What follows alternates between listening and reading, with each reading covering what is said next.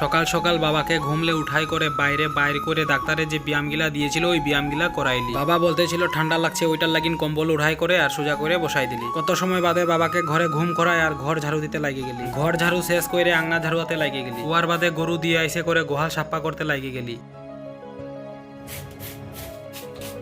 গোহাল সাপ্পা করে সিনাতে চলে গেলি। সিনান শেষ করে আমি আর মায়ে মিলে বাবাকে সিনান করায় কাপড় পিন্ধাই দিলি। কেনে কি বাবাকে আজকে আরো ডাক্তারের হিয়া লিয়ে যেতে লাগবে। যাতে যাতে আধা রাস্তায় আমার ভাতিজা বিবেকের গদিয়ে বাবা ঘুমাই গেল।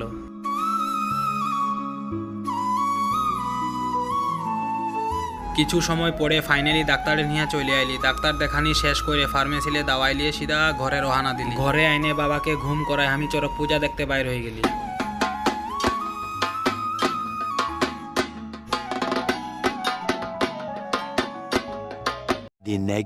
আজকে সকাল সকাল ভাত খাওয়ার ইচ্ছা নাই করছে, এর লাগি ধরাটা ম্যাঙ্গো জুস আর 2-3টা বিস্কুট নিয়ে গ্লাসে ভিজাই করে খাতে বসে গেলি।